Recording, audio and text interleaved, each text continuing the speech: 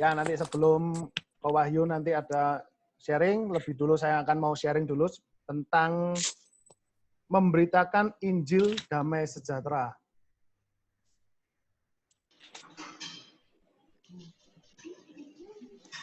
Nah.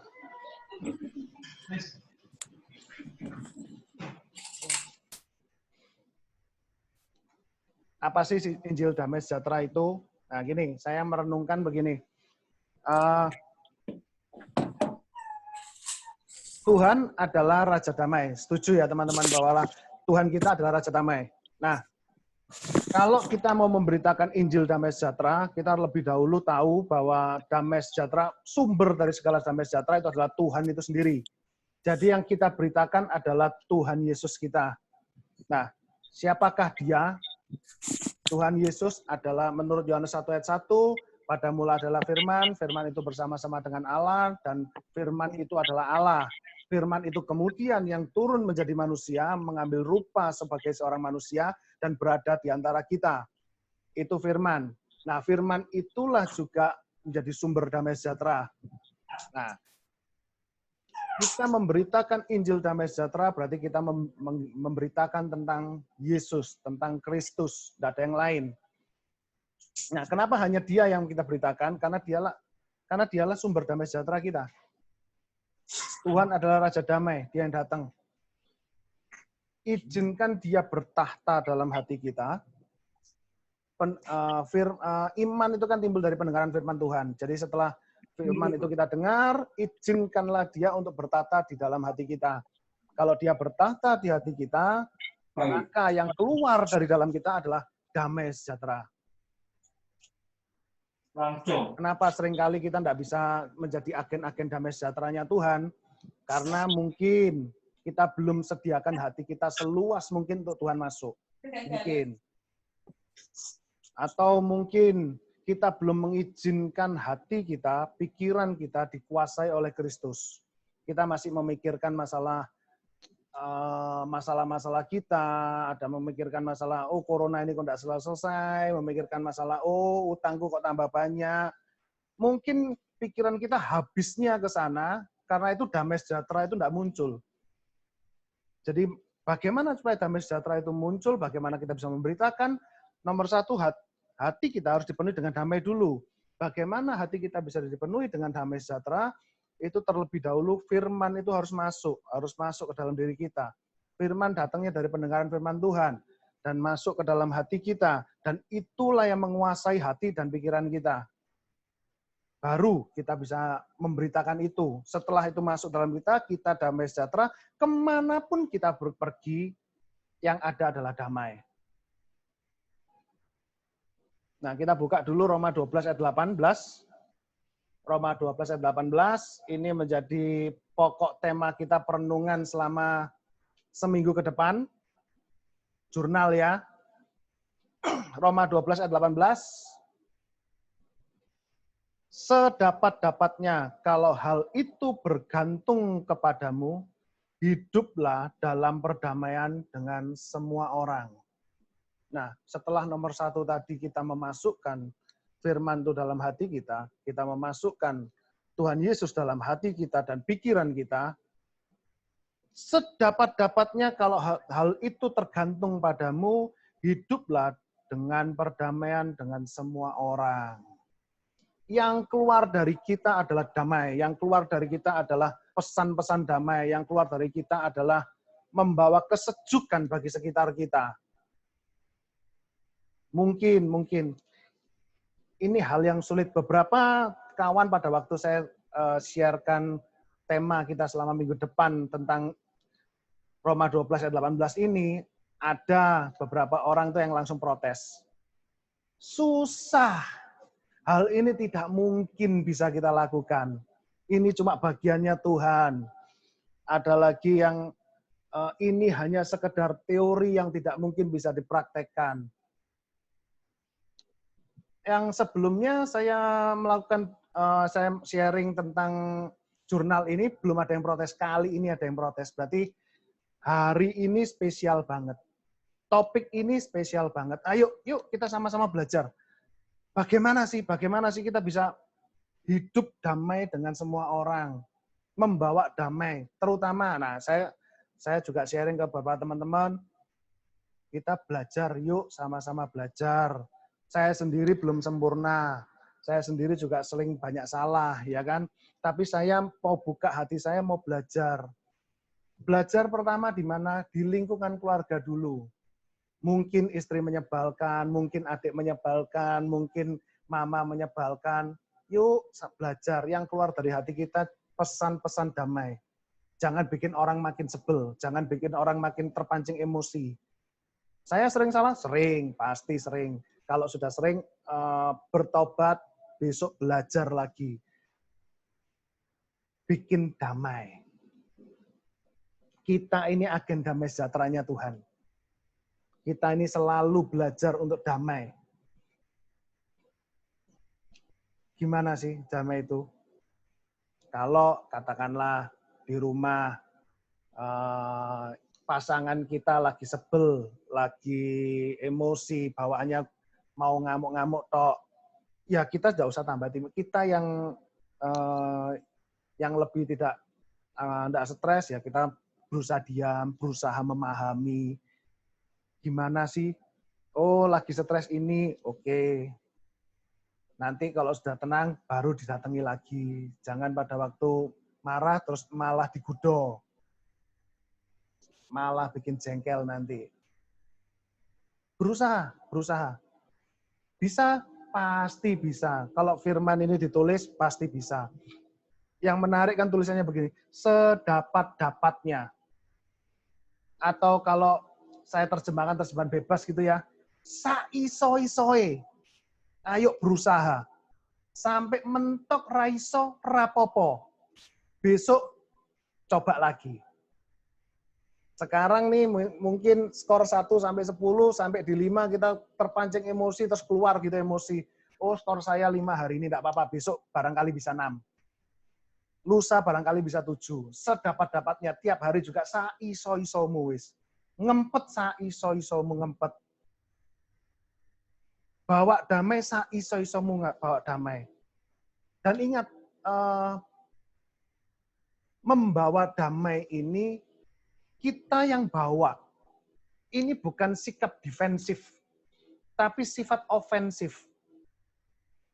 Kalau bisa kita pada waktu datang, pada waktu suasana itu ramai, gaduh, kita sedapat-dapatnya kita yang menjadi agen perdamaian di situ. Mendamaikan. Kita masuk dalam sebuah ruangan misalkan, lagi berdebat sengit, emosi satu sama lain, kita masuk, kita bukan diem, tapi kalau bisa kita sedapat-dapatnya, kita yang membawa perubahan di situ. Suasana menjadi tenang, menjadi teduh ketika kita datang. Gampang? Ya sekali lagi saya ngomong, tidak gampang. Kita semua tiap hari mungkin bisa jatuh. Beberapa juga saya share itu teman-teman ngomong, ini sulit, ini mustahil, ini tidak mungkin. Tapi bukankah yang mustahil itu bagian kita?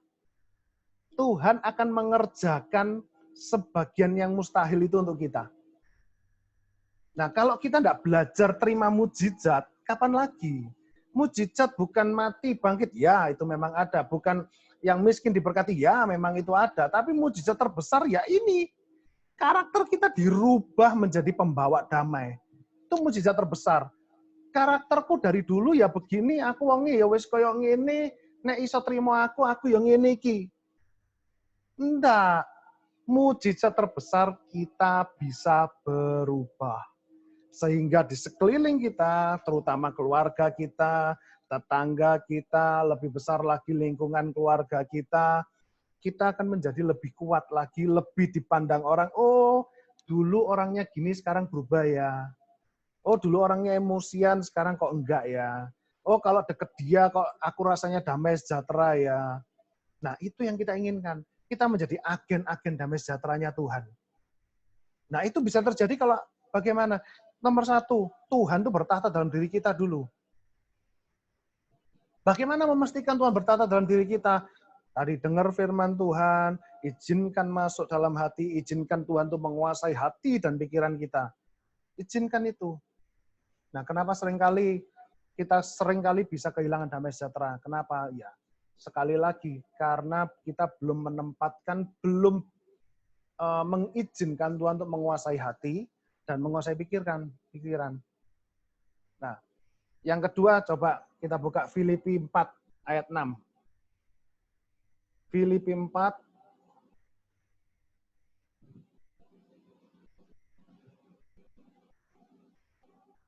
ayat yang ke-6, 7, 8. Saya bacakan Filipi 4 ayat yang ke-6. Janganlah hendaknya kamu khawatir tentang apapun juga, tetapi nyatakanlah dalam segala hal keinginanmu kepada Allah dalam doa dan permohonan dengan ucapan syukur. Damai sejahtera Allah yang melampaui segala akal akan memelihara hati, pikiranmu dalam Kristus. Jadi akhirnya saudara-saudara, semua yang benar, semua yang mulia, semua yang adil, semua yang suci, semua yang manis, semua yang sedap didengar, semua yang disebut kebajikan, dan yang patut dipuji, pikirkanlah semuanya itu. Nah, coba kita perhatikan. Jangan hendaklah kamu khawatir tentang apapun juga. Pesan pertama, jangan khawatir. Kekhawatiran bisa menyebabkan kita kehilangan damai sejahtera. Tadi yang pertama, kalau kita mau menjadi agen perubahan, agen damai sejahtera, yang pertama kita harus mengizinkan Tuhan itu menguasai itu hati dan pikiran kita. Dan yang kedua, jangan khawatir. Apakah kita sering dikuasai oleh kekhawatiran? Nah, kalau kita kadang-kadang kan begini, aku kepinginnya enggak mau khawatir, tapi tetap datang juga. Terus bagaimana? Kita baca selanjutnya, tetapi nyatakanlah dalam segala hal keinginanmu kepada Allah dalam doa dan permohonan dengan ucapan syukur. Yuk kita berdoa. Kekhawatiran bisa datang. Yuk kita datang dalam Tuhan. Kita berdoa, kita nyatakan keinginanmu. Bolehlah, apa saja bolehlah. Pingin apa, aku ini khawatir Tuhan, keluargaku mungkin akan kena virus corona, aku khawatir. Jadi ngomong sama Tuhan. Enggak apa-apa, dia tempat curhat yang bagus. Ya kan, kalau kita curhat ke Tuhan, enggak mungkin Tuhan akan bocorkan. Ya toh, kalau kita ngomong sama teman, kadang-kadang ada yang bocor mulut, bisa nyampe ke orang, dan kita mungkin malu, dan lain sebagainya. Kalau ngomong sama Tuhan, enggak mungkin bocor kemana-mana. Tenang aja. Tapi kadang-kadang kita ngomong sama Tuhan kan gini, enggak enak nih curhat sama Tuhan, karena Tuhan enggak kelihatan. Betul ya? Saya kasih tip. Saya sering begitu. Saya sering kalau ngomong sama Tuhan ini kan kayaknya sama ngomong sama tong kosong, kayaknya ngomong sama sesuatu hal yang kosong gitu kan ya.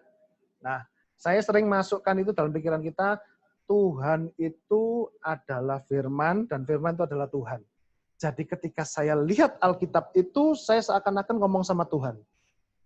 Kalau yang pingin tatap muka nih ya, bayangkan firman itu adalah Tuhan, dan memang firman itu adalah Tuhan kan. Kalau Alkitab tulisan, tapi kan isinya itu kan firman Tuhan kan Tuhan itu sendiri. Yohanes 1 ayat 1 kan. Nah, jadi saya bayangkan ini, oh Tuhan, ini aku lagi kesusahan ini, saya pengen curhat ini, ya saya bayangkan di Alkitab itu. Mungkin di saudara akan lain ceritanya, enggak masalah. Bagaimana pengalaman saudara bertemu dengan Tuhan, kita mungkin akan beda-beda. Tapi saya share sedikit, saya begitu. Lagi suntuk, saya sering membayangkan firman Tuhan, kan saya enggak bisa lihat nih, Tuhan itu bentuknya kayak apa, gitu kan saya enggak tahu. Ada zaman dulu itu yang saya sering dikasih tahu, kalau kamu ingin tahu Tuhan tuh lihat tuh yang di gereja itu ada gambar Tuhan Yesus, anggap itu Tuhan. Tapi saya nggak percaya, kira-kira wajahnya Tuhan Yesus nggak kayak gitu deh. Siapa yang percaya wajahnya Tuhan Yesus kayak lukisan-lukisan di gereja? Kalau saya kayaknya nggak percaya kalau saya. Kenapa? Karena di gereja saya sama gerejanya orang wajahnya beda. Tergantung pelukisnya. Kayaknya nggak gitu deh fotonya Tuhan. Jadi saya sama punya pikiran agak liar-liar begitu. Kalau ya dulu diajar kamu nggak boleh doa sembah patung, kamu nggak boleh doa sembah lukisan. Ya di gereja sembah lukisan Tuhan Yesus yang mungkin juga bukan Tuhan Yesus itu. Jadi kita sembah siapa itu ya? Ya jangan terpancing sama, kalau saya pribadi ya, saya enggak mau terpancing pada wajah. Karena wajah itu bisa menipu. Mungkin pada waktu Tuhan Yesus benar-benar datang di depan saya, dan wajahnya nggak kayak lukisan, terus saya ngomong, kamu bukan Tuhan Yesus. Kan Tuhan Yesus fotonya kayak di lukisan, gitu kan. Padahal bukan, Tuhan Yesus beneran yang datang. Nah, saya buang itu jauh-jauh, lah saya membayangkan, ya firman ya Alkitab ini adalah Tuhan Yesus. Saya membayangkan ini, saya curhatnya ke situ. Yaitu membantu, mudah-mudahan juga membantu. Nyatakanlah segala hal keinginanmu kepada Allah dalam doa, permohonan, dan ucapan syukur.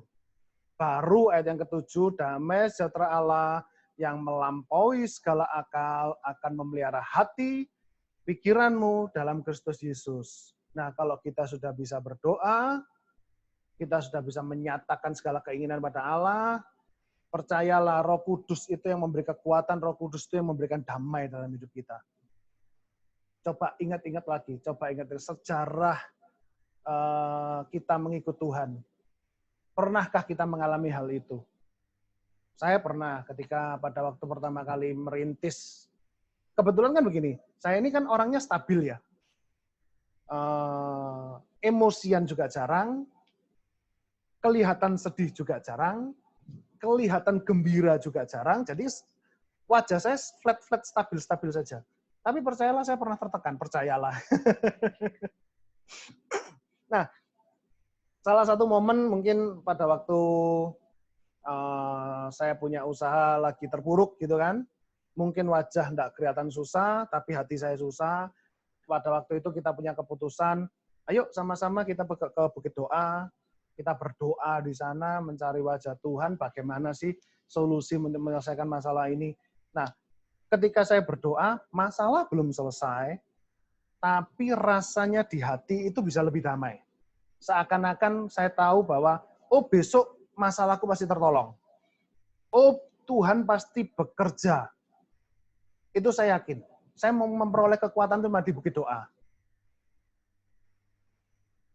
Ketika apalagi ada hamba Tuhan yang nubuat waktu itu, saya lupa ya, dalam beberapa bulan masalah pasti selesai.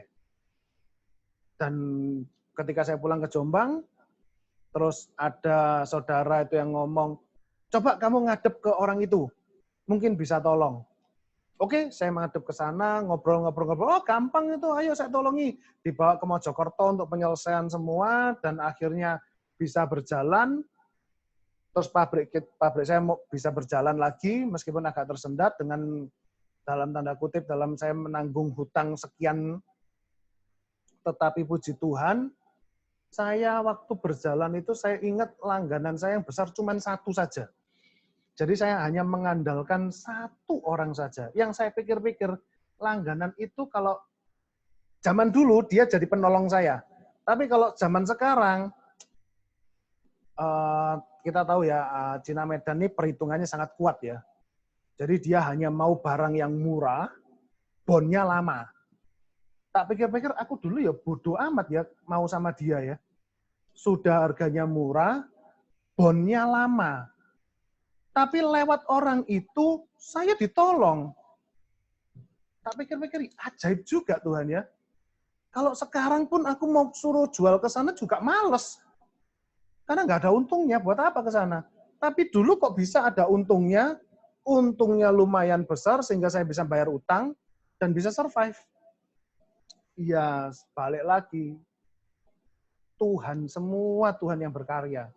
Bukan kuat dan gagah saya, bukan karena jago saya marketing, karena kebuktinya saya dapatnya orang yang kualitasnya tidak begitu baik untuk jadi penolong saya, gitu kan. Tapi ternyata saya bisa melewati. Dan sebelum itu terlewati, Tuhan lebih dahulu bereskan hati saya, damai di dalam hati ini dulu. Itu lebih dulu jalan.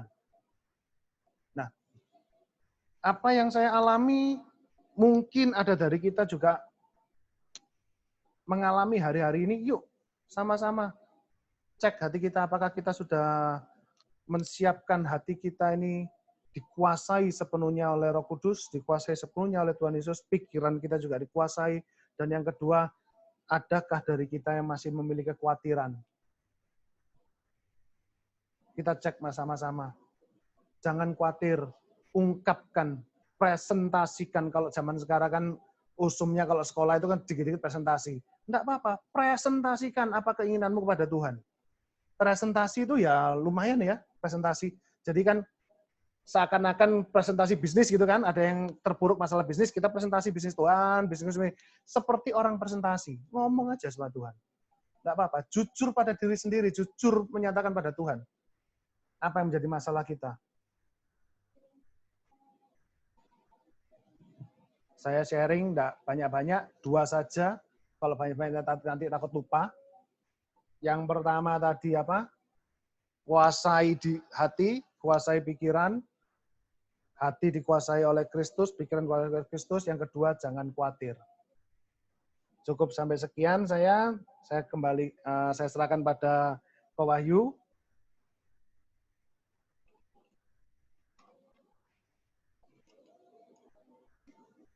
Shalom Ko Wahyu. Ya. Ya. Suara saya putus-putus nggak?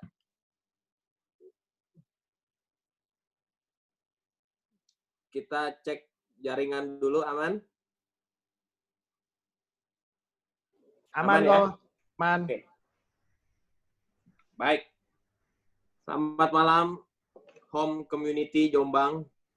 Malam. Berdoa semuanya sehat dan mengalami kebaikan Tuhan. Amin.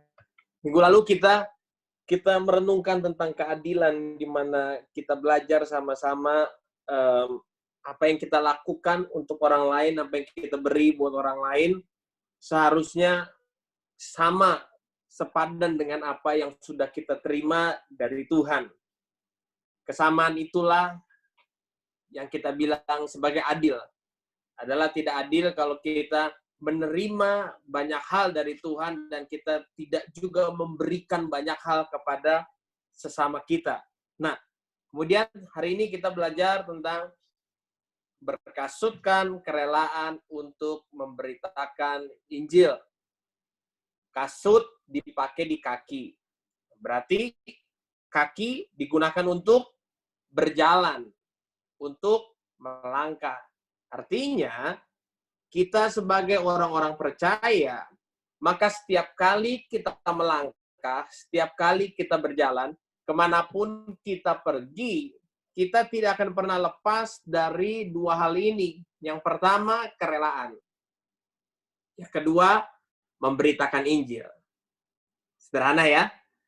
Kita nggak akan bisa meloloskan diri dari 2 hal ini. Kalau kita berkata, kita orang-orang percaya dan kita adalah prajurit Allah. Karena setiap kali kita melangkah, maka kita harus siap dengan kerelaan, dan kita harus siap untuk memberitakan Injil damai sejahtera. Seperti yang tadi Ko Ivan sudah sampaikan dengan sangat jelas, termasuk menjadi pembawa damai, mendamaikan orang, hal-hal yang memerlukan kerelaan. Nah, kerelaan itu bukan sesuatu yang seperti nuansa dan suasananya putus asa, bukan. Kerelaan juga bukan sesuatu yang sifatnya terjadi begitu saja, ternyata juga bukan. Bukan hal yang instan muncul begitu saja, juga bukan. Kerelaan muncul dari sebuah kata Yunani, hetoimasia, yang ternyata punya pengertiannya sangat bagus. Kondisi di mana seseorang sudah mempersiapkan. Kondisi di mana seseorang sudah dipersiapkan. Itu arti daripada kerelaan. Artinya kalau seseorang tidak mempersiapkan diri, maka dia tidak akan bisa sampai di titik kerelaan. Kerelaan bukan sesuatu yang dipaksakan, tapi kerelaan ada sesuatu yang dipersiapkan. Makanya bahasa-bahasa Alkitab, kita akan semakin mendalami dan mengerti ketika berkata, Bapa di sorga rela menyerahkan anaknya. Itu sudah dipersiapkan. Yesus rela mati di kayu salib. Sama sekali nggak ada keterpaksaan di dalam hati batinnya. Tapi dia sudah mempersiapkannya sebegitu rupa, sehingga itu menjadi sebuah kerelaan buat dia. Berarti, untuk mendamaikan, menjadi pembawa damai, memaafkan, mengampuni, dan banyak hal-hal, itu memang perlu dipersiapkan. Itu tidak akan terjadi instan begitu saja dalam kehidupan kita, sampai kita mempersiapkan diri kita. Makanya, ada orang-orang udah lama jadi Kristennya, sibuk di dalam agenda-agenda kerohaniannya, tapi nggak mengalami pertumbuhan rohani. Sisi ini pasti dia lolos. Dia tidak mempersiapkan dirinya. Percayalah, dalam kehidupan kita akan banyak bersinggungan dengan hal itu. Nah, mari coba kita akan melihat berkasutkan kerelaan untuk memberitakan Injil damai sejahtera. Berarti dasar dari semua pemberitaan Injil kita, oke, ya, adalah kerelaan, bukan keuntungan. Yang setuju kasih jempol. Ya, itu harus jadi prinsip kita. Dasar dari pemberitaan Injil adalah kerelaan, bukan keuntungan. Injil tidak akan menjadi sempurna tanpa dibungkus dengan pengorbanan. Dan pengorbanan pasti dimulai dengan kerelaan. Betul ya? Makanya, manifest terbesar daripada pelayanan Yesus bukan khotbah-khotbahnya di bukit, bukan mujizat-mujizat yang dia lakukan, bukan betapa spektakuler pelayanannya, tapi klimaks. Klimaksnya ada pada pengorbanannya di atas kayu salib.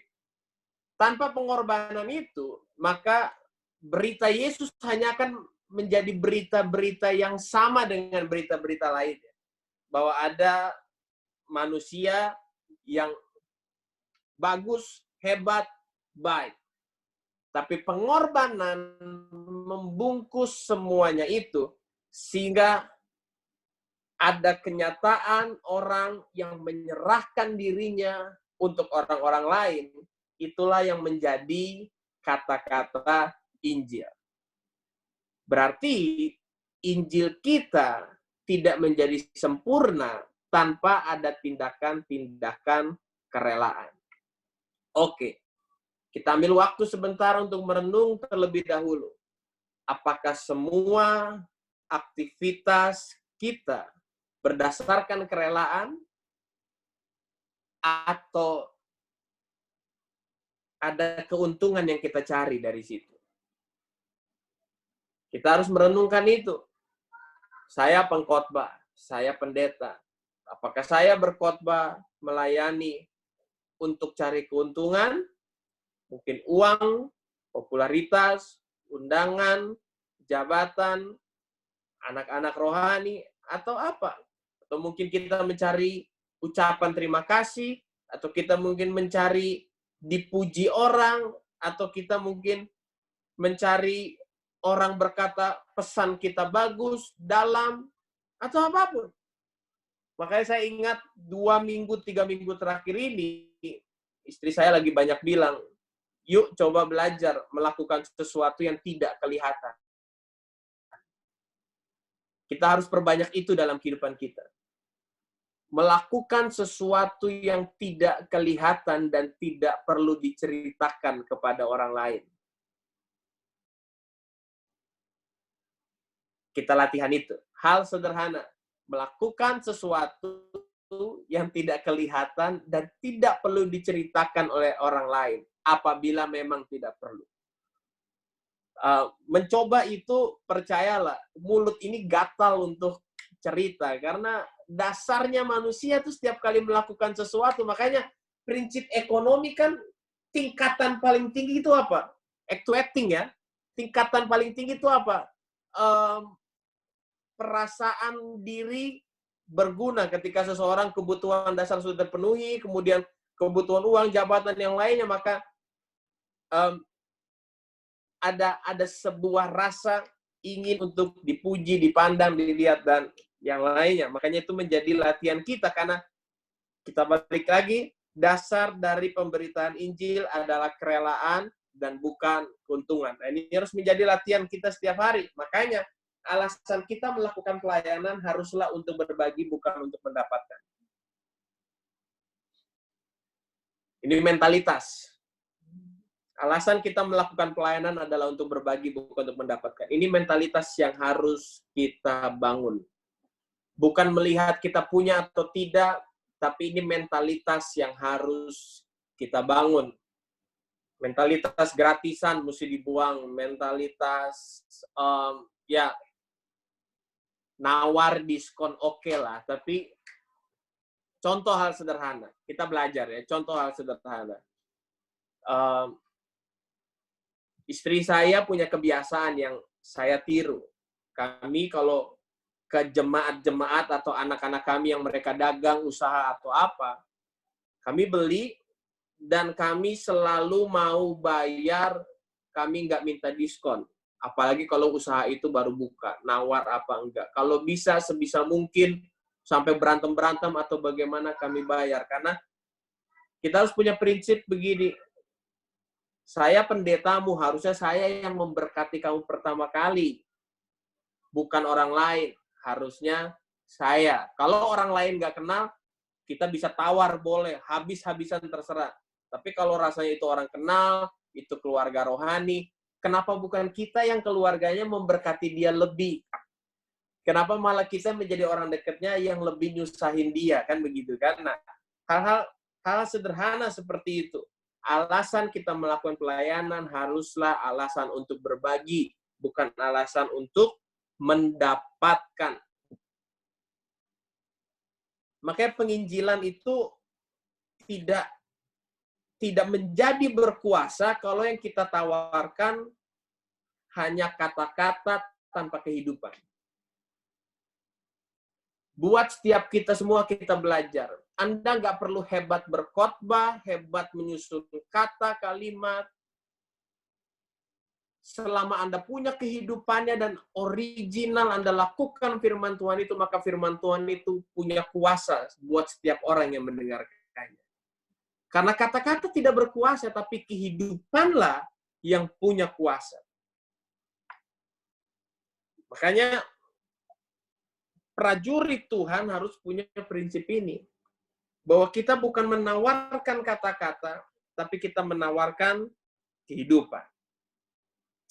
Ya, oke. Nah, kita akan coba lihat beberapa ayat di dalam Alkitab kita. Bagaimana kita harus menyentuh kehidupan orang lain. Nah, makanya musuh dari pemberitaan firman Tuhan itu bukan iblis. Musuh utama dari pemberitaan firman Tuhan, musuh utama daripada pemberitaan kabar baik adalah orang pelit. Itu selalu. Orang pelit yang tidak mau berbagi. Itu. Nah, kita lihat ayatnya. Lukas pasal yang ke-16, ayat yang ke-9. Lukas pasal yang ke-16, ayat yang ke-9.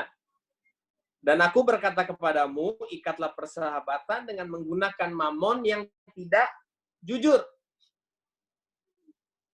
Jadi, mamon itu tidak jujur. Mamon menggiring orang kepada ketidakjujuran. Tapi kita berkata, ikatlah persahabatan. Ya, ikatlah persahabatan dengan menggunakan mamon yang tidak jujur. Artinya, ini tujuan daripada mamon yang Tuhan percayakan kepada kita. Tujuan daripada semua apa yang Tuhan percayakan kepada kita, kemampuan, uang, dan yang lain semuanya adalah untuk mengikat persahabatan.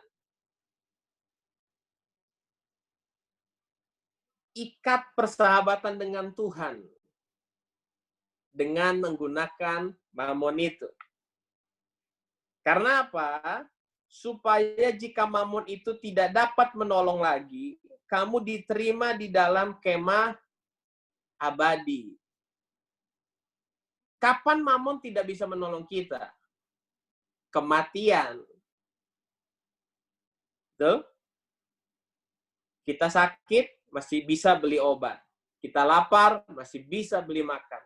Tapi kematian, kita nggak bisa beli apa-apa lagi.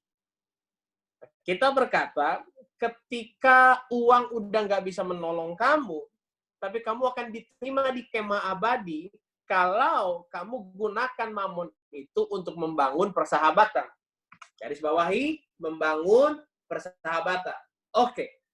Membangun persahabatan dengan Tuhan. Maka ada cerita di Alkitab, orang-orang bertanya, bagaimana kami tahu engkau lapar, Tuhan? Bagaimana kami tahu engkau telanjang? Bagaimana kami tahu engkau haus? Bagaimana kami tahu apapun yang kami lakukan itu buat engkau atau bukan? Lalu Tuhan menjawab, apapun juga yang kamu lakukan buat orang-orang yang apa? Kita pakai kata yang paling hina, tidak layak, dan tidak pantas ini, maka kamu melakukannya untuk aku.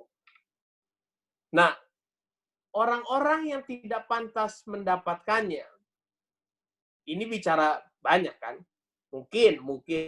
Orang-orang yang tidak pantas mendapatkan kasih kita, orang-orang yang tidak pantas mendapatkan maaf kita, orang-orang yang tidak pantas mendapatkan keikhlasan kita, orang-orang yang tidak pantas mendapatkan ketulusan kita, orang-orang yang tidak pantas untuk mendapatkan damai kita. Waktu kita lakukan itu buat mereka, kita lagi melakukannya untuk Tuhan. Sekarang Tuhan kasih tujuan jelas buat kita. Pakai semua yang kita punya untuk membangun persahabatan.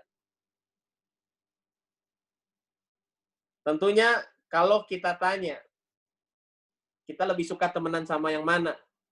Yang kalau belanja di kita selalu ngasih kembalian lebih dan selalu bayar lebih dan nggak minta kembalian, atau yang setiap kali belanja sama kita selalu nawarnya kebangetan?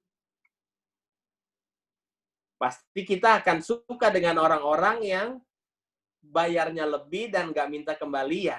Betul nggak? Artinya, orang-orang yang suka berbagi memang akan lebih disenangi di mana-mana. Orang-orang yang suka berbagi akan lebih suka gampang diterima di mana-mana.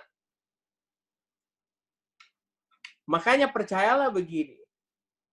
Bukan firman Tuhan tidak berkuasa. Bukan Injil itu yang ditolak. Tapi karena ketika firman dan Injil diberitakan tanpa kehidupan yang real, tanpa kehidupan yang nyata, maka firman itu sulit menyentuh. Sulit untuk menyentuh hati seseorang. Makanya dalam komunitas ini kita mempercayai hubungan di atas segala-galanya, kan? Dan saya yakin teman-teman semua memahami di dalam hubungan akan lebih banyak rugi daripada untung. Di dalam hubungan akan lebih banyak give daripada take. Di dalam hubungan akan lebih banyak kita melepas. Makanya orang-orang yang tertanam dalam komunitas akan menjadi orang-orang yang punya pertumbuhan yang luar biasa. Oke, nah, memberitakan Injil kerajaan. Semua pasti pernah tahu dan mendengar cerita ini. Waktu Yesus dibaptis oleh Yohanes Pembaptis. Kemudian setelah Yesus keluar dari air, maka apa yang terjadi fenomenanya? Langit terbuka, kemudian turunlah burung merpati, dan ada suara yang muncul. inilah anakku yang kukasihi, kepadanyalah aku berkenan. Selesai di situ. Oke? Kemudian dalam perjalanan pelayanannya Yesus, ada satu peristiwa juga yang saya percaya kita semua pernah tahu peristiwa ini. Ada di Matius pasal yang ke-17, ayat yang pertama. 6 hari kemudian Yesus membawa Petrus, Yakobus, dan Yohanes saudaranya, dan bersama-sama dengan mereka ia naik ke sebuah gunung yang tinggi. Di situ mereka sendiri saja. Lalu Yesus berubah rupa di depan mata mereka. Wajahnya bercahaya seperti matahari dan pakaiannya menjadi putih bersinar seperti terang. Jadi Yesus mengalami perubahan yang disebut transfigurasi. Bahkan di tempat itu sekarang berdiri sebuah gereja yang megah, yang bagus sekali, gereja transfigurasi. Yang penasaran, nanti kita janjian pergi sama-sama ke sana. Ayat yang ketiga, dalam transfigurasi itu, maka nampak kepada mereka Musa dan Elia sedang berbicara dengan dia. Jadi Yesus seperti berubah, kemudian ada seperti nampak ada Elia dan ada Musa berbicara sama Yesus. Ayat keempat, kata Petrus kepada Yesus, Tuhan, betapa bahagianya kami berada di tempat ini. Jika engkau mau, biarlah kudirikan di sini 3 kemah, 1 untuk engkau, 1 untuk Musa, dan 1 untuk Elia. Dan tiba-tiba sedang ia berkata-kata, turunlah awan yang terang menaungi mereka, dan dari awan itu terdengar suara yang berkata, suara yang mirip dengan waktu Yesus dibaptis. Inilah anak yang kukasihi, kepadanyalah aku berkenan. Tapi ada lanjutannya. Otoritas yang turun. Otoritas dalam bentuk dengarkanlah dia. Bukan hanya sekedar kepadanya aku berkenan, dia aku kasih. Tapi di sini ada sebuah otoritas yang turun dari sorga, sebuah perkataan, dengarkanlah dia. Sama-sama bilang otoritas. Maka itu, oke. Hanya melakukan prosedur-prosedur, aktivitas-aktivitas agamawi, kegiatan-kegiatan gerejawi, seperti yang sudah kita sering lakukan, mungkin membuat kita dikasihi dan berkenan di hadapan Allah. Tapi makanya banyak orang masih tetap kalah karena otoritas nggak turun atas mereka.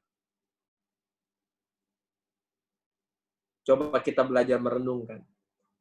Tapi mirisnya banyak kita seringkali puas ketika kita merasa saya sudah cukup, saya Kristen, saya dibaptis, saya ke gereja, saya persepuluhan, saya persembahan. Tapi kita tidak mau lompat kepada kedalaman. Kita nggak mau melangkah kepada kedewasaan, kerelaan. Bisa memahami dan mengikuti ya. Kita nggak mau berpindah kepada kerelaan. Kita berpuas menjadi Kristen yang menerima kasih, menerima anugerah, menerima kebaikan, menerima konfirmasi, menerima, dan menerima.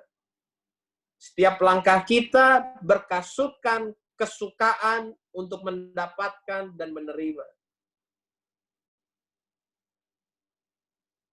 Tapi yuk, orang-orang yang saya kasihi, ini juga pesan buat saya yang pribadi.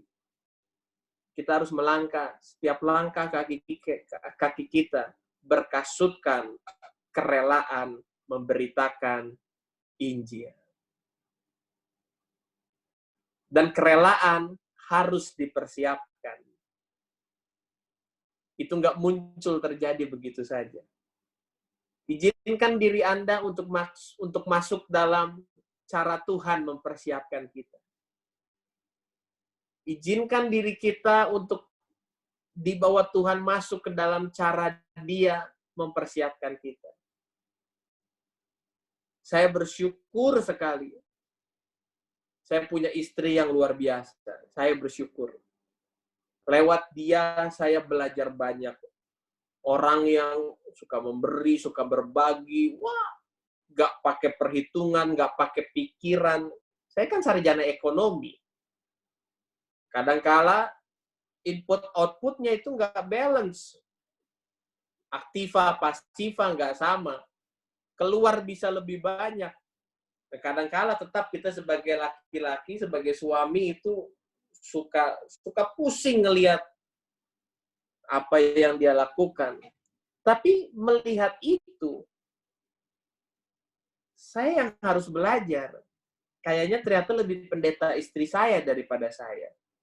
Lebih hamba Tuhan istri saya daripada saya. Karena dia berjalan dengan ketaatan, bukan dengan pikiran, bukan dengan nalar, bukan dengan logika. Kita harus belajar, namanya prajurit kan. Hari ini kita ada dalam tema prajurit Kristus. Kita ada dalam tema yang bukan kehidupan kekristenan yang biasa. Dan yang menarik adalah begini.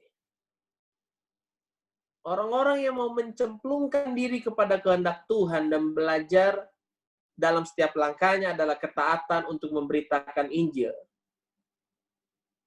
Turunlah otoritas Tuhan atas dia.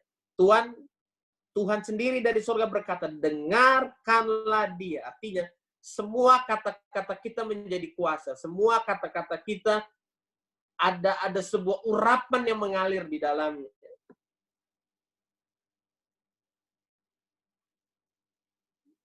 Ini yang seringkali menjadi pencarian kita, kan? Bagaimana supaya kata-kata kita diurapi, bagaimana supaya khotbah kita menembus kalbu, supaya orang bisa menancap di nuraninya, menetes air mata. Oh, kau harus puasa dulu, kalau Sabtu kuduskan dirimu, jangan main PS, jangan main cupang, gitu ya, lihatnya Alkitab aja, begitu ya. Lalu, wah, tapi kita lihat Alkitab ya, saya aja dibukakan ini, saya terkaget dan saya melompat. Tuhan, ini rahasia kecil tapi powerful sekali. Ternyata ada keterkaitan waktu di mana turunlah suara yang berkata, inilah anakku yang kukasihi, kepadanya aku berkenan, dengarkanlah dia. Di tempat itulah Kejadian 22 ayat yang kedua itu terjadi. Coba kita lihat. Kejadian 22 ayat yang kedua. Firman-Nya kepada Abraham. Ambillah anakmu yang tunggal itu, yang engkau kasihi, yakni Ishak. Pergilah ke tanah Moria, dan persembahkanlah dia di sana sebagai korban bakaran pada salah satu gunung yang akan kukatakan kepadamu.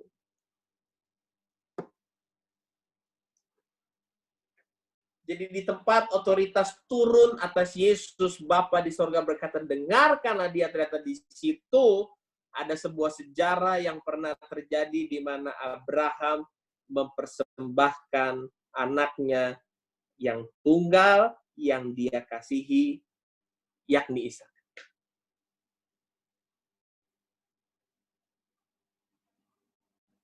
Segala persiapan-persiapan kita, segala doa-doa dan puasa kita, segala buku yang kita baca, apapun yang kita persiapkan dalam pelayanan, kalau landasannya bukanlah kerelaan, bisa tangkap dan paham ya, teman-teman semua ya. Ini harus jadi perenungan kita. Saya pun merenung.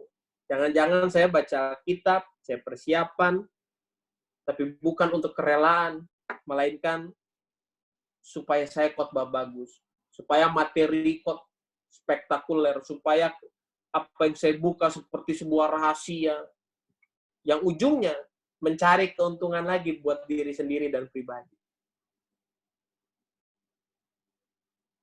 Saya bersyukur hari ini perenungan yang dalam juga buat diri sendiri juga. Tapi otoritas justru turun ketika ada kata itu, merelakan, mempersembahkan, dan pengorbanan. Injil damai sejahtera. Artinya, Injil harus bisa membuat orang damai dan sejahtera.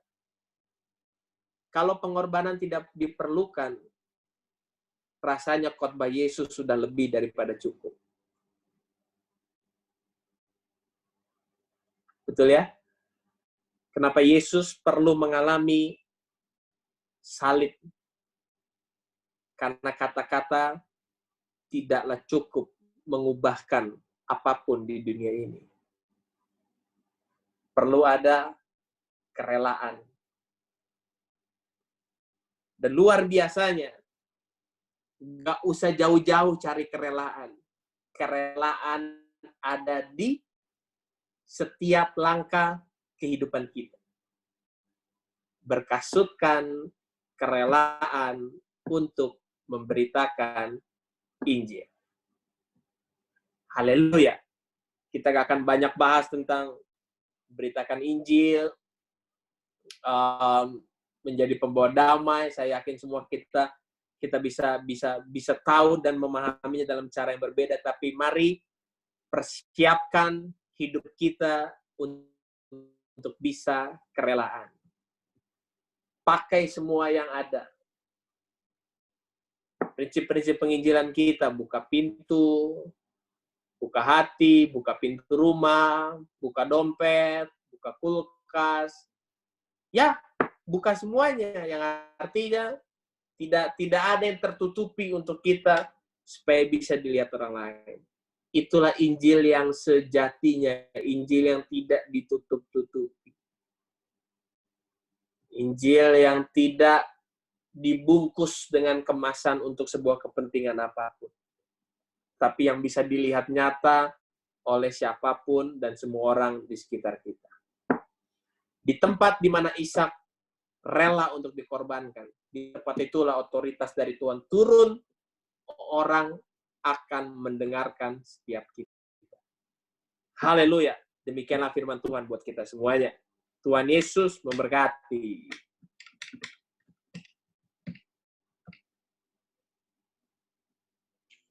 Ya, Tuhan Yesus memberkati. Ya, barangkali ada yang mau sharing-sharing, atau mau bertanya, atau mau ngomong apapun, boleh silakan. Saya buka ruang. Yang di dalam juga, barangkali ada yang mau bertanya, silakan. Yang mau sharing, silakan. Ada yang mau curhat juga, silakan. Monggo.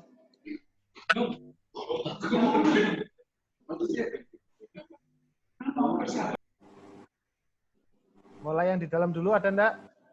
Yang di dalam ada?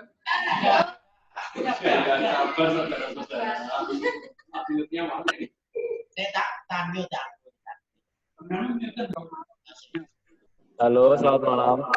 Malam. Iya, itu saya mau tanya.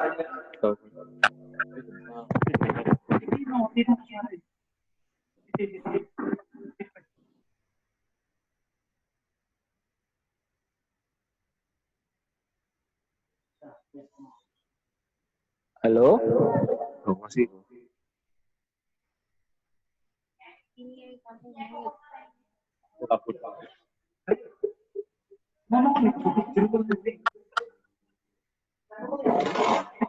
Halo? Halo? Ya. Ya. Halo, itu mau tanya. Tadi yang dimaksud dengan mamon yang tidak jujur itu apa ya? Oh, mengikat persahabatan dengan mamon yang tidak jujur. Ya sekian.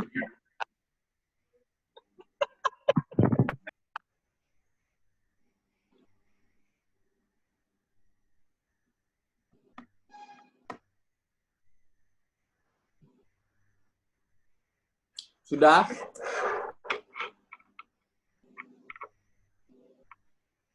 Ko Ivan yang jawab atau saya yang jawab? Ko Wahyu yang jawab dong.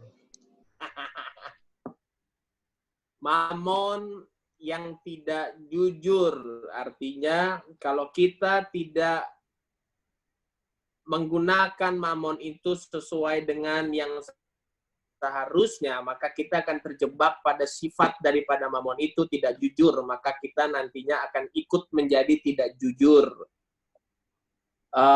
Orang lebih suka kelihatan tidak punya uang daripada kelihatan punya uang.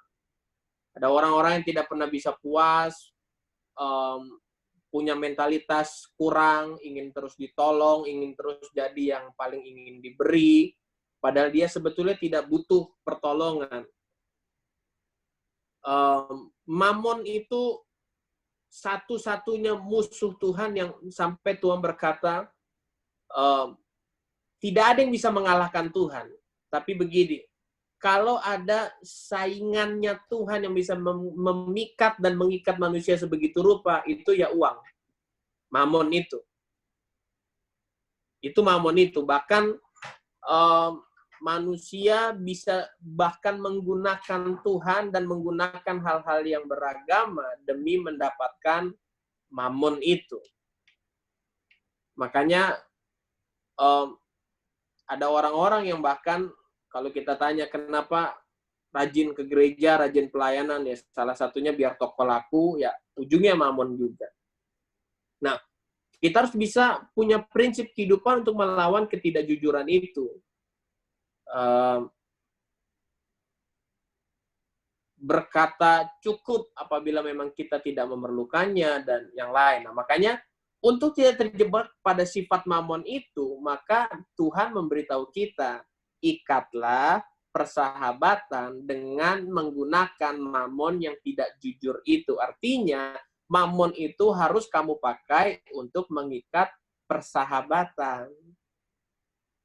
Harus kita gunakan untuk mengikat persahabatan. Artinya, berbagi, banyak tolong orang, banyak pedulikan orang, jangan egois, jangan pelit, jangan menggunakan itu hanya buat kepuasan diri sendiri, jangan menggunakan itu hanya buat keinginan-keinginan diri sendiri. Alkitab di dalam kitab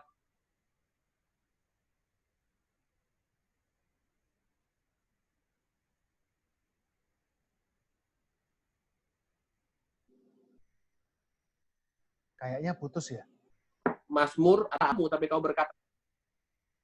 kamu berkata kepada dia, pulanglah dan datanglah besok lagi. Itu dia. Seperti itu.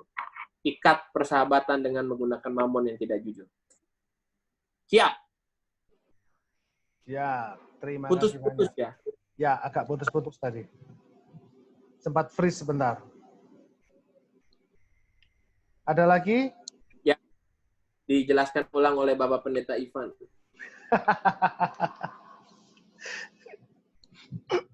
Saya tidak mau menjelaskan, ini sudah jelas banget ya, cuman saya mau tambahkan sedikit aja.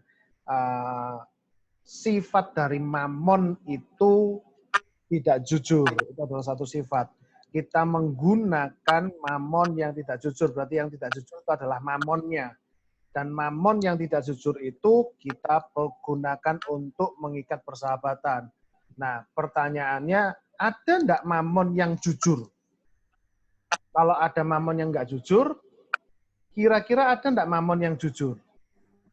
Kalau saya merenungkan, mamon itu tidak ada yang jujur. Mamon itu selalu tidak jujur. Tidak ada yang jujur, selalu tidak jujur. Kenapa? Kalau ya kita belajar ya dalam bisnis ya, bisnis kan uang nih, mamon. Nah, kita cenderung kalau jualan gitu ya, jualan kan alat tukarnya kan pasti pakai uang kan. Saya jual tarafia gitu kan. Ketika ditawar, boleh enggak kurang? Kita ngomongnya apa? Pasti semua ngomong, sudah untungnya sedikit, padahal banyak. Itu sudah nggak jujur sudah.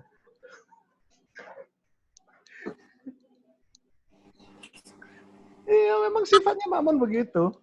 Ya mau bagaimana? Kalau kita tradingnya pakai Mamon ya pastilah itu.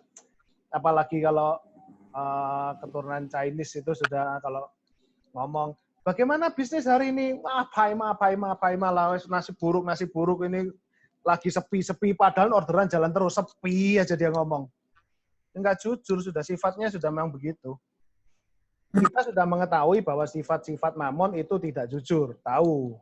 Apakah yang tidak jujur? Ini kan kita kalau belajar firman Tuhan kan kita nggak boleh bohong nih. Berarti kan harus jujur nih. Padahal Mamonnya nggak jujur nih. Berarti kan otomatis kita kayak semacam hidup di dua dunia. Kadang-kadang jujur kalau nggak berkaitan dengan uang, kadang-kadang kalau berkaitan dengan uang nggak jujur. Nah, kita usahakan kita balik. Kita pergunakan Mamon yang nggak jujur ini untuk mengikat persahabatan. Kalau kita baca di terjemahan yang lain itu ada tulisannya begini. Aku berkata kepadamu, gunakanlah harta dunia untuk memupuk persahabatan dengan Allah. Apabila hartamu habis, engkau akan disambut di rumah abadi. Ada versi Alkitab yang ngomong begitu. VMD. Nggak tahu VMD itu apa ya? VMD. Saya download aja versi Alkitab itu. Nah, versi mudah. Oh, versi mudah dibaca. VMD. Nah, Mamon yang nggak jujur kan diterjemahkan sebagai harta dunia. Ya sudah, harta dunia. Memang kita pakai itu aja. Sifatnya memang nggak jujur. Ya sudah, mau bagaimana? Semoga menjawab.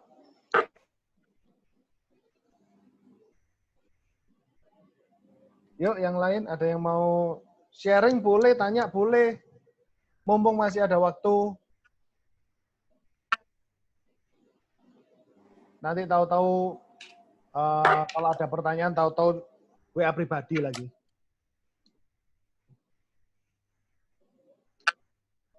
Ayo, ada lagi? Di unmute. Ya kan karena mungkin salah satunya adalah begini. Halo?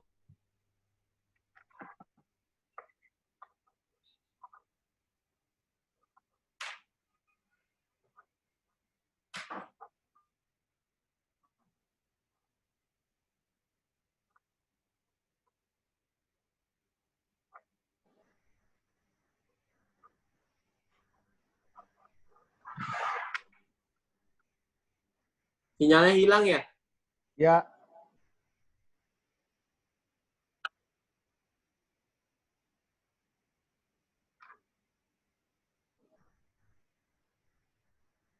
Silakan kok. Oh, udah nyambung lagi.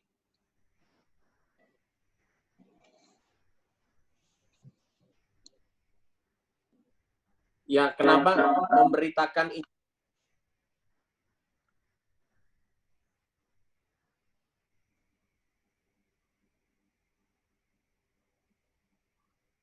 Ya, kenapa memberitakan Injil damai sejahtera kok sambungannya kepada mamon atau perihal uang? Sebetulnya nggak hanya bicara tentang uang, tapi bicara semua yang kita punya. Uang hanyalah sebagian dari semua yang kita punya. Ada waktu, ada tenaga, ada keperhatian, ada kepedulian, ada doa, semua yang kita punya. Tapi kan uang selalu menjadi pengikat begitu karena Injil damai sejahtera harus diberitakan di tempat yang tepat dan seharusnya. Berita kabar baik itu harus disampaikan kepada orang-orang yang belum mendengarnya. Sejujurnya ketika kita bicara tentang Injil, maka gereja adalah tempat untuk menguatkan orang-orang. Kebaktian adalah sarana untuk memperlengkapi orang-orang. Tapi orang-orang di dalam gereja dan di dalam kebaktian, mereka semua sudah mendengar Injil dan sudah menerima Injil. Maka seharusnya, idealnya Injil itu diberitakan di lingkup di luar kebaktian-kebaktian Kristen kita, di luar ibadah-ibadah gereja kita, di tempat di mana-mana orang belum pernah mendengar tentang Yesus diberitakan, orang belum pernah melihat Yesus dinyatakan. Dan makanya dikatakan setiap langkah kaki kita, kakimu berkasutkan. Nah, saya yakin dan percaya di tempat-tempat itu kita nggak mungkin untuk berkhotbah, kita nggak mungkin untuk teriak-teriak terima Yesus sebagai Tuhan dan Juru Selamat. Yang ada adalah kita dibakar nanti, begitu kan? Yang ada adalah nanti kita mengalami aniaya yang bukan karena pemberitaan Injil, itu karena kita pakai cara yang terlalu polos kalau begitu. Nah, tapi maka di tempat lingkungan seperti itu, yang muncul haruslah kebaikan-kebaikan kita. Hal-hal kecil dan sederhana, bentuk kasih dan kebudayaan kita yang bisa kita lakukan kepada orang-orang lain. Contoh, kalau memang kembaliannya receh, nggak perlu kita ambil. Lalu kita bilang, Tuhan Yesus memberkati ya, Tuhan Yesus mengasihi ya. Itu adalah tindakan-tindakan kecil yang bisa kita contoh dan kita lakukan dalam kehidupan kita. Karena orang-orang di sekitar kita, mereka perlu tindakan yang nyata. Mereka nggak perlu Alkitab, mereka nggak perlu khotbah, mereka nggak perlu kata-kata firman itu, tapi mereka perlu firman yang menjadi manusia. Dan itulah kita, dan itu hanya bisa muncul lewat kebaikan. Jangan pernah remehkan kebaikan kecil yang kita bungkus dengan mungkin kata ini, Tuhan Yesus mengasihi kamu, Tuhan Yesus memberkati kamu, Tuhan Yesus ada buat kamu. Kita nggak akan pernah tahu dari hal-hal kecil itu Tuhan bisa bekerja. Orang-orang bisa terbuka hatinya. Saya adalah saksi mata di mana banyak sering kali melihat orang-orang, istri saya, di toilet-toilet umum, kepada penjaga-penjaga WC, terima kasih ya, Tuhan Yesus memberkati, lalu bisa ngobrol, lalu bisa terbuka, lalu bisa saling berpelukan, saling mendoakan, lalu bisa, ya, dan banyak hal seperti itu. Waiters di kafe, di restoran, orang-orang, ketika kita melakukan kebaikan kecil, lalu kita berkata, Tuhan Yesus mengasihi, Tuhan Yesus memberkati, saya mengasihi kamu, hal-hal besar bisa terjadi. Pemberitaan Injil dimulai daripada itu. Menurut saya seperti itu. Amin. Ada yang lain? Barangkali ada yang mau sharing? So, Daniel, barangkali? Bu Hermin? Ko Indra? Aisyuha? Siska? Ya, saya akan sharing sedikit. Saya akan menambah seperti apa yang dikatakan. Memang untuk kita memberitakan Injil untuk orang yang tidak mengenal Tuhan, itu harus merupakan tindakan kita yang dilihat. Itu harus menggambarkan bahwa kita itu adalah Injil Kristus.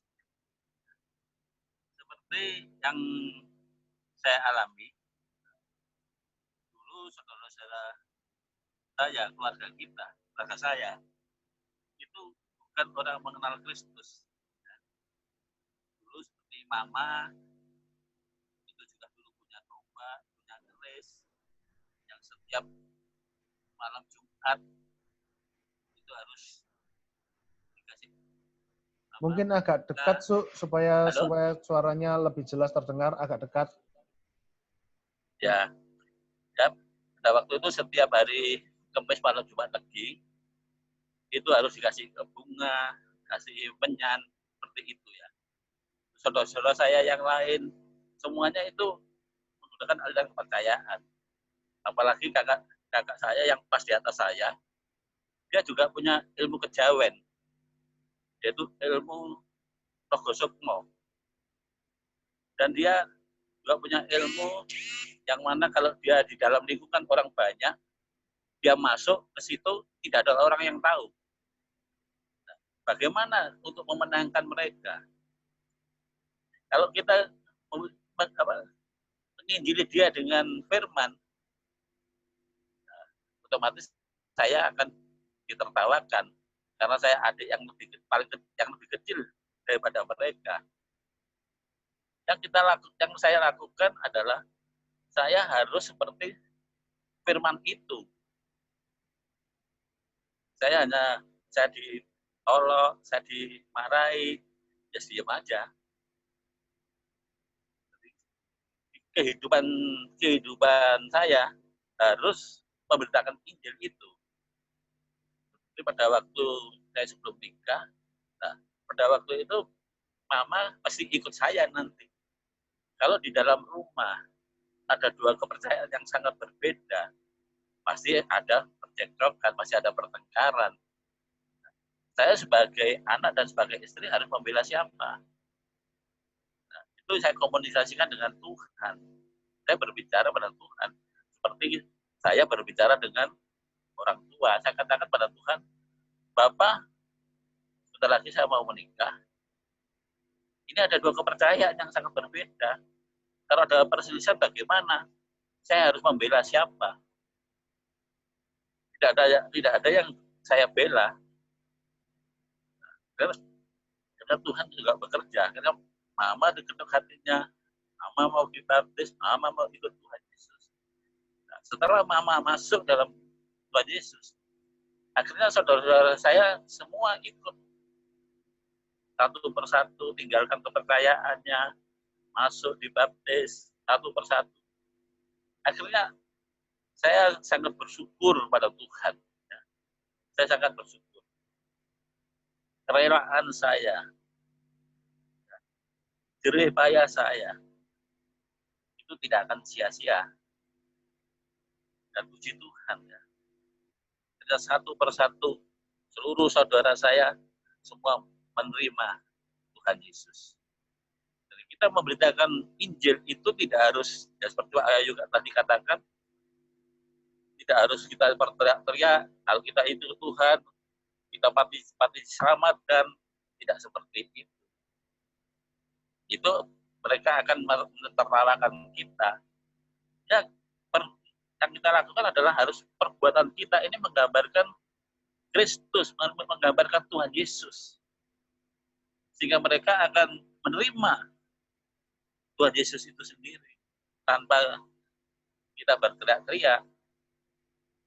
Memang penginjilan yang paling sulit adalah dalam keluarga, dalam saudara. Apalagi kalau kita lebih kecil daripada mereka. Yang bisa adalah kehidupan kita ini akan dilihat oleh mereka. Sehingga mereka akan menerima Tuhan Yesus sebagai Tuhan dan Juru Selamat. Saya kira seperti itu. Dari kehidupan kita inilah yang harus menggambarkan Kristus itu. Harus menggambarkan Tuhan Yesus itu. Sehingga orang akan menyorot Tuhan, orang akan melihat perubahan dalam kehidupan kita. Nah, akhirnya mereka mengikut Tuhan Yesus. Akan meninggalkan kepercayaan yang lama. Akhirnya mereka datang pada Tuhan, mau dibaptis, dan mau melayani Tuhan. Ini adalah suatu kebahagiaan buat saya pribadi, karena saya pada waktu saya ikut Tuhan Yesus, saya dibaptis tahun 92-93 ya. Saya minta pada Tuhan hanya satu permintaan saya yang luar biasa.